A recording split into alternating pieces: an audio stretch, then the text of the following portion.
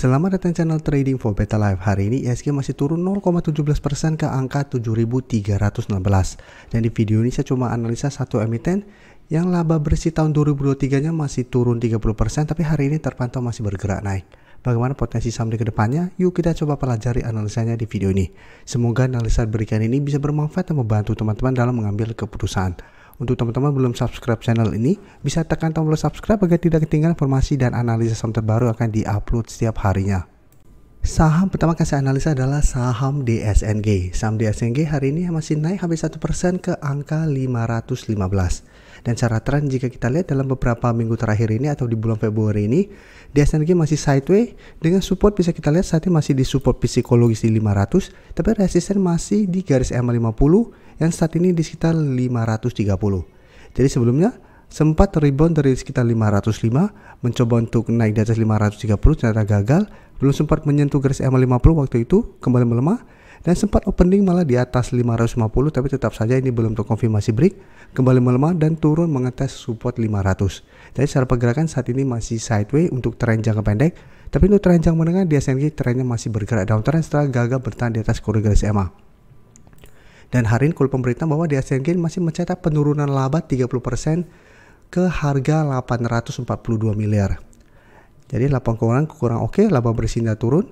Cara tren saat ini sebenarnya belum oke, walaupun hari ini naik, candle-nya tidak begitu bagus dan masih berada di bawah garis EMA 50. Dan jika kita lihat broker summary, asing hari ini masih distribusi. Di broker summary pun terpantau kenaikan hari ini tidak ada akumulasi maupun distribusi.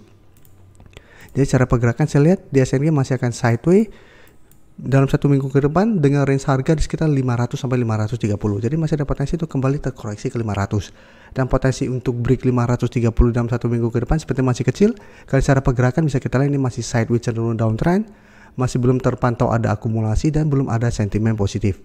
Jadi apabila teman-teman sebelumnya sudah bersih dapat sekitar 500, mesti pertimbangkan untuk take profit apabila minggu depan DSNG masih kesulitan untuk melewati garis EMA 50 atau hold saja terus selama harga 500 tidak terlewati.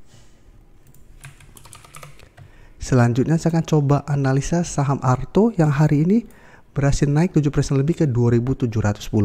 Jadi secara pergerakan Arto sudah mulai downtrend setelah gagal bertahan di atas koridor garis EMA. Tapi satu minggu terakhir ini Arto mencoba untuk bertahan di harga 2.500. Jadi beberapa kali mendekati 2.500 Arto masih bisa bertahan dan kenaikan saat ini membuat Arto mencoba untuk melewati resisten di 2.650.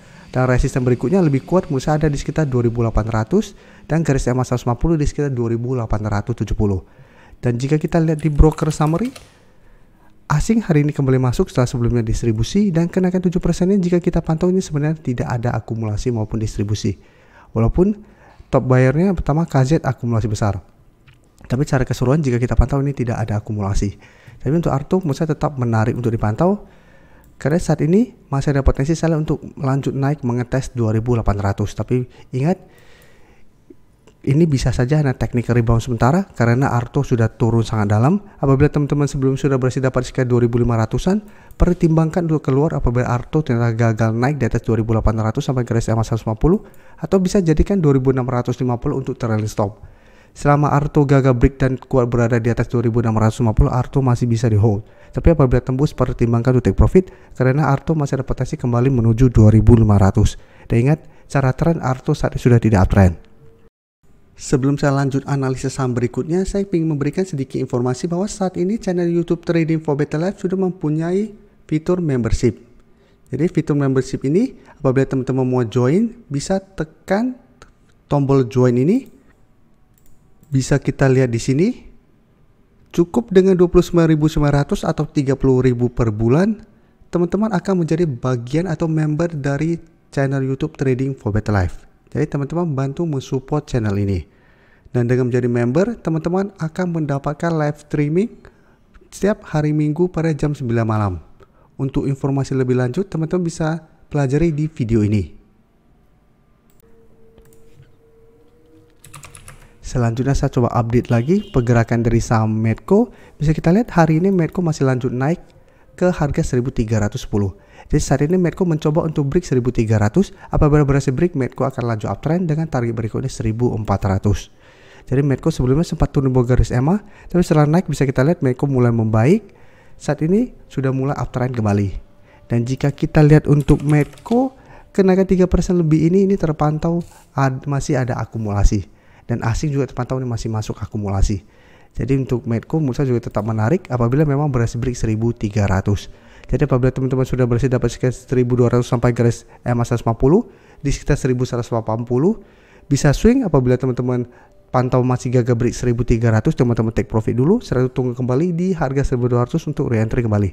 Atau hold saja terus selama garis EMA 50 150 tidak tembus dengan target di 1400. Tapi untuk teman-teman yang mungkin besok atau minggu depan baru ingin coba entry saham Medco, menurut saya terlalu beresiko untuk coba entry di harga sekarang walaupun memang masih ada potensi untuk break 1300. Lebih oke adalah apabila memang sebelumnya teman-teman sudah dapat di sekitar 1200 sampai garis EMA 150.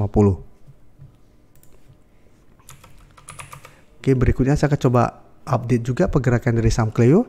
Cleo bisa kita lihat cara pergerakan juga untuk tren jangka menengah masih oke, selalu masih kuat berada di atas garis EMA 50 150. Jadi beberapa kali memang sempat berada di bawah garis EMA 50, tapi ini belum terkonfirmasi break dan belum sempat mengetes garis EMA 150.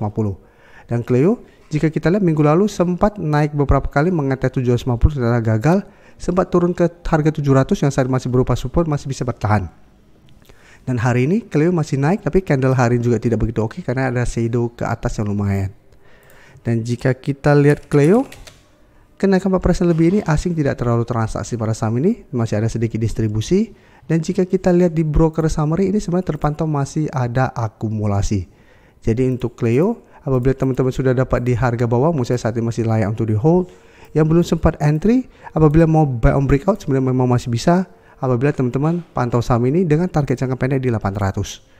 Apabila memang mau buy on breakout, tapi tetap sama karena saat ini sudah naik lumayan tinggi, teman-teman harus lebih disiplin. Apabila terpantau gagal break 750, pertimbangkan untuk wait and see dulu di sekitar 700 sampai garis EMA 50.